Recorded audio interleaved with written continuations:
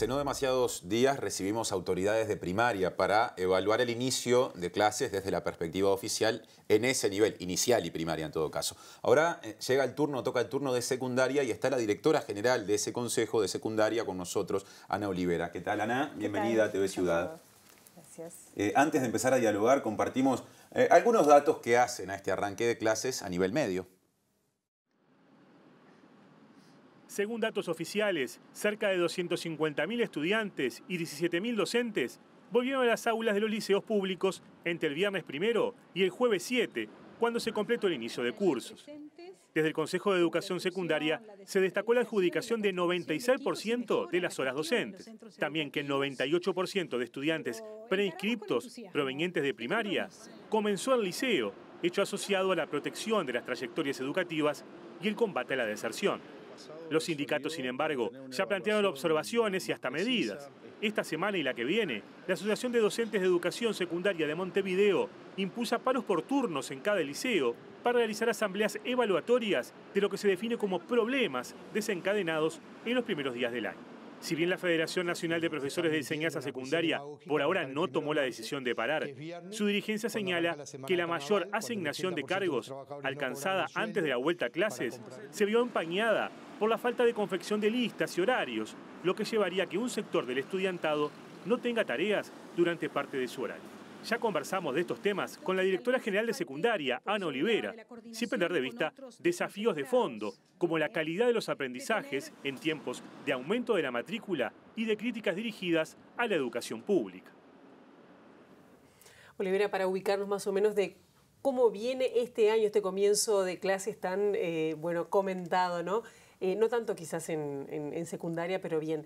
96% de horas adjudicadas a profesores, esto es récord. ¿Cómo viene la matrícula? Es decir, ¿cómo ha sido este comienzo de año, que es el primero que la encuentra usted como directora general de secundaria? Bueno, hemos trabajado en forma planificada ya desde el año pasado para este comienzo de año. En enero trabajamos en la infraestructura, en la parte edilicia. Una vez que se levanta la construcción, el descanso de la construcción, nosotros estamos trabajando en los liceos aún en enero. En febrero, el personal efectivo y los cargos de docencia indirecta trabajan en lo que es la iniciación de la vida liceal, por lo menos desde el 15 de febrero en adelante. Los alumnos pasan directamente de primaria y son asignados a los liceos y a los centros de enseñanza media, porque también nosotros tenemos el Consejo de Educación Técnico Profesional. Se distribuye la matrícula triangulando el querer de los papás, el interés del alumno y la zona donde está ubicado el centro. Eso es muy importante porque es un paso donde nosotros nos aseguramos que hay un 100% de estudiantes que egresan de primaria que entran en media. Y de todos modos, y hablando de la matrícula, ¿ha evolucionado, ha seguido creciendo? ¿Cómo se distribuye a lo largo de todo el país? ¿Ha habido un movimiento? Porque a veces se mueve hacia Montevideo, hacia Maldonado. ¿Cómo ha venido ese movimiento? Sí, tenemos dos grandes reguladoras, Montevideo y Maldonado, que están funcionando también con una cobertura del 98% de las horas y de los estudiantes en los liceos, ¿verdad? En los grupos. Estamos trabajando con el sistema informático, ubicando 680 estudiantes en bachillerato en este momento, porque ha habido una afluencia mayor. Hoy justamente tuvimos una reunión con las regionales para ver el estado de situación, inspectoras regionales del país y la inspectora técnica, para ver el estado de situación al día de hoy. Hay 2.000 migrantes que están con trámites de reválida desde el 1 de febrero a hoy. ¿Y 700 casi que no tienen hoy? No, los estamos ubicando en la reguladora. Sí, estos días estoy manejando esa cifra de 680 que aparecieron, que no estaban previstos en diciembre, ¿verdad? Entonces tenemos ahí creando algunos grupos de bachillerato. Pero al día 1 de marzo nosotros teníamos la casi totalidad del país cubiertos los docentes con el horario en la mano de ciclo básico. Claro. Para nosotros eso es muy importante. Siempre hay algún ajuste, algún secretario que se enfermó, ¿verdad? Alguien que tiene que retocar algunos horarios, y hay ajustes en los horarios de quinto y sexto. ¿Y cuánta gente se les escapa? Pienso, diciéndolo en el lenguaje coloquial, de estudiantes.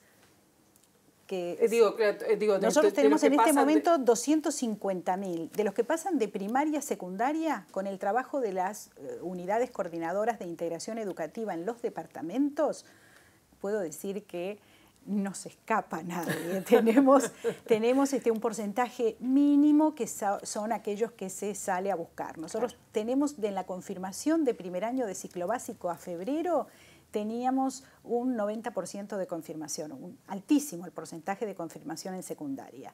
El resto de los estudiantes que no fueron sus papás a confirmarlos, teníamos nombre, cédula, de qué escuela provenían, y tenemos comisiones descentralizadas y comisiones departamentales de educación donde hay actores que conocen a este chico, a la familia, a la dirección o los maestros de ese centro educativo.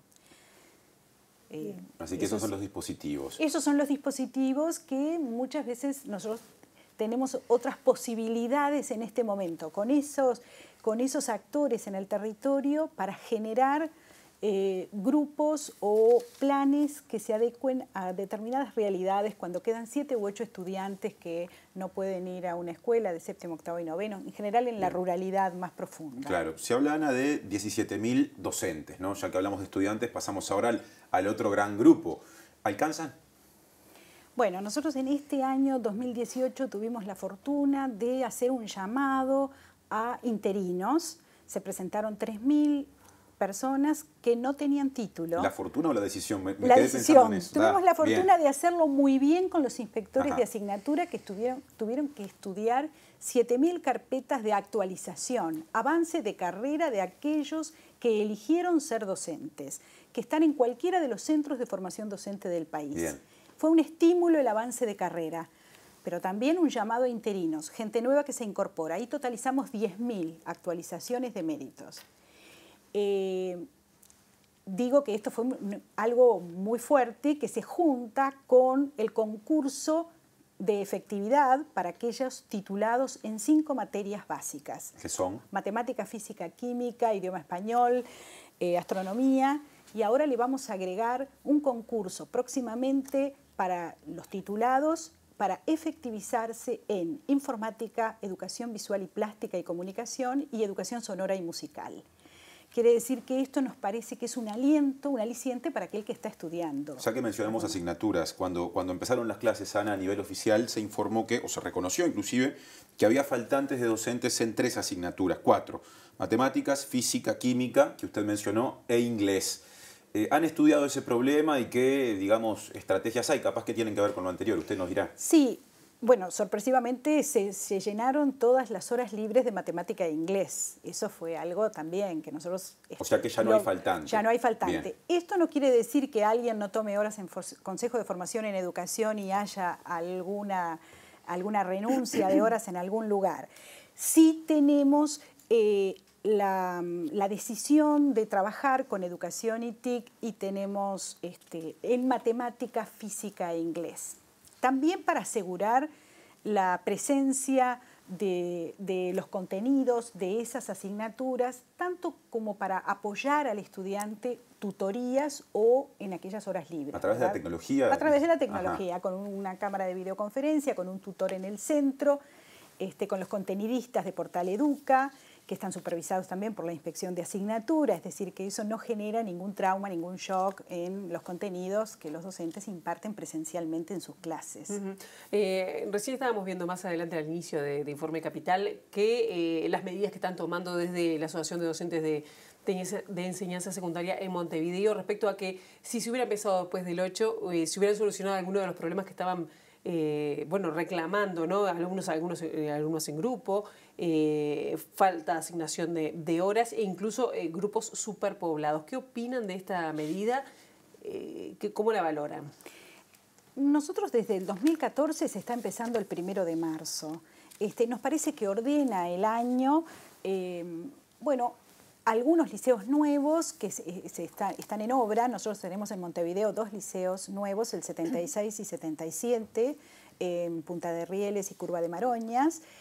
Uno se desmembró del ciclo básico del liceo 19, pero en este momento se puede trabajar terminar la obra exteriores y trabajar adentro con los estudiantes. Es decir, en esto tenemos un avance en cuanto a la sensibilidad y al trabajo con las empresas para lograr seguridad del trabajador y seguridad para los profesores que están trabajando con los estudiantes en las aulas. A veces quedan exteriores, el deck, la cancha, es decir, un laboratorio, una mapoteca, pero eso no implica que el trabajo en el aula no se puede hacer. Desde FENAP es uno de los sindicatos, en este caso la federación a nivel nacional, que no es el sindicato que determinó los paros, porque ese simplemente es el de Montevideo.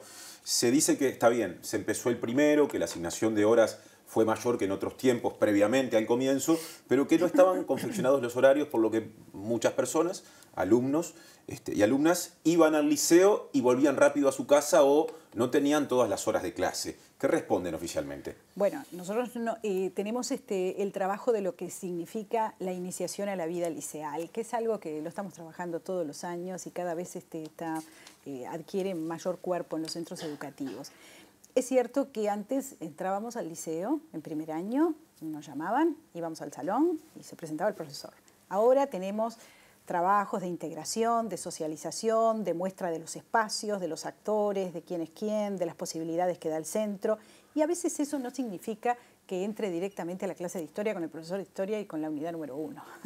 Lo digo porque hay que también adecuarse a que hay un tránsito que a veces se fue haciendo en algunos liceos desde febrero, sobre todo para recibir a los alumnos de primero. Pero también en segundo y tercero se hacen actividades que son igualmente formativas. Yo la saco de los temas puntuales o problemas puntuales del comienzo de curso, que son varios y me imagino que se están meses trabajando en esto, pero pensando en la educación un poco más a largo plazo, ¿no? Que a veces estamos hablando de que la educación está en crisis, sobre todo la deserción que hay a nivel de educación media, que no conforma, que los chicos no están pensando en los contenidos y como que no, digamos, les cuesta cada vez más estudiar o hacer ese encuentro entre docentes y todo lo que es el alumnado. ¿Se está pensando en la educación a largo plazo? Yo sé que, capaz que es una respuesta que no es corta, le pido que lo sea, pero cuando además hace unos días acá en el mismo Informe Capital se está planteando planes especiales o pilotos para trabajar todo el tema emocional en algunos centros educativos.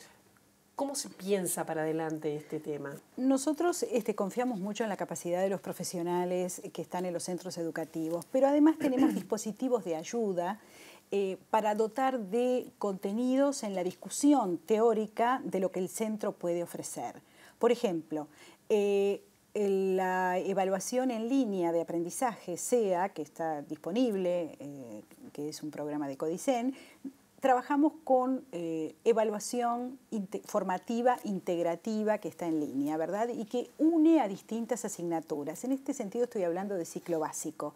Está disponible, los profesores lo pueden usar, 2 salones o 2 profesores a la vez lo pueden usar y luego se analiza, se trabaja con esos contenidos. El contenido propuesto es educación ambiental.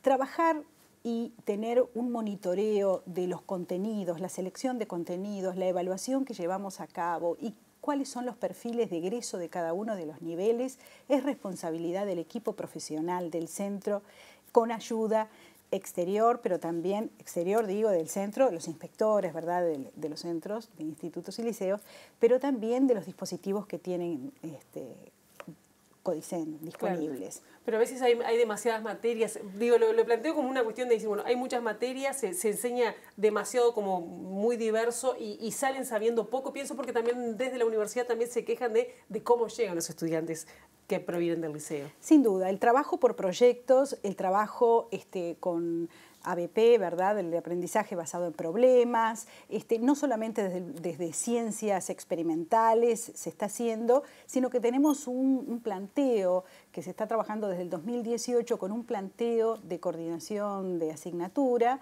donde se está focalizando a nivel territorial en algunas áreas. Y eso implica estudio de clases, discusión teórica, pero que se implementa directamente en la evaluación de los estudiantes. Yo creo que hay un cambio, hay una cultura que está permanentemente repensando el cambio educativo en los centros, con sentido, con criterio. ¿Qué siente cuando se dice que el problema central de la educación en Uruguay está en educación media y en particular, porque media también involucra a UTU, pero en particular en el consejo de secundaria o en los liceos? Bueno, lo que siento son ganas de trabajar y de entusiasmarme y de entusiasmar equipos. ¿Pero no cuestiona esa afirmación? A ver, nosotros cuando hablamos de la enseñanza media estamos hablando de un tramo de edad de los adolescentes que es clave. Y en el mundo de hoy, en el siglo XXI, tenemos que desarrollar competencias cada vez mayores y tenemos un desafío permanente. Yo creo que es una profesión, la del docente, donde se siente permanentemente interpelado por el grupo de estudiantes en sus saberes, en sus destrezas, en el sentido del trabajo que lleva planificado. Y realmente hay un cambio en la concepción de la clase que ya no es solamente el aula y mi programa y mi inspector. Se sale del asignaturismo, se está saliendo. Aquellos que fueran prácticas de laboratorio y que dieron buenos resultados, o cómo trabajan los liceos que tienen mejores resultados. También, ¿quién dice quiénes son los mejores resultados? Los estudiantes. ¿Hay un mapeo de eso? Hay un mapeo. ¿Y qué da? Hay un mapeo y nosotros tenemos en este momento la decisión de fortalecer y dar apoyaturas allí donde tenemos aprendizajes más débiles, donde tenemos estudiantes que no pueden sostener la anualidad y la posibilidad de generar otros formatos. Eso está vinculado, por ejemplo, perdón, Pilar, a yo qué sé, indicadores socioeconómicos de determinadas zonas del país, ¿o no es la única variable que incide? No es la única variable. La variable importante es la asistencia. El alumno que asiste al liceo no solamente se socializa, tiene un proyecto, sino que tiene el 95% de probabilidades de aprobar. En cambio, el que tiene más de 30 faltas tiene un 30% de probabilidades de aprobar. Ahora, yo le pregunto, los padres y las madres de estos adolescentes que van a educación media, ¿saben cuáles son los centros con mejores resultados? Y otra, ¿pueden elegir? Porque están muchas veces acotados o atados a lo territorial y no siempre pueden elegir el centro. Dos preguntas. Dos preguntas, sí. Nosotros estamos haciendo una prueba piloto con secundaria en Maldonado y en Montevideo para que cuarto año también pueda, una vez que salen de ciclo básico, elegir el centro. Es decir, replicar el modelo que tenemos de primaria al egreso y que se ubican en determinados centros de primer año, replicarlo en bachillerato, porque es importante. Pero no en base a los mejores resultados, porque eso no se sabe públicamente. Pero sí tenemos donde, claro, bueno, tal vez sabemos cuáles son acá, mejor a este liceo o a esta escuela, claro, porque mira que están bien cuidados, pero el resultado no se sabe. Sería buena como manera de transparencia. En realidad nosotros tenemos una superpoblación o un pedido o cupos o demanda o lista de espera en aquellos lugares donde la población exige mandar a sus hijos a ese liceo. O sospecha que un liceo es mejor, pero claro, debe haber mucho prejuicio ahí también. Mucho prejuicio y también a veces se trabaja con lo que fue en su momento, ¿verdad? Claro, la idealización. La idealización, por ejemplo, a nivel de país, saliendo del IABA, el Damaso, Miranda, ¿verdad? Los grandes liceos con prestigio de bachillerato en Montevideo, tenemos muy buenos liceos en Canelones, es cierto, pero nosotros miramos el resto del país y siempre la gente no quiere salir del departamental. Costó muchísimo sacar y tener ciclo básico fuera del departamental. Que también es una cuestión a revisar. A veces es muy útil que el alumno ingrese en primero y tenga un sentido de proyecto y de finalidad para tener de primero a sexto el ciclo completo. Bien. Olivera, gracias. Y bueno, evaluaremos a ver cómo, con su presencia en otro momento más adelante, cómo han seguido los cursos. Muchas gracias a ustedes. Hasta la próxima.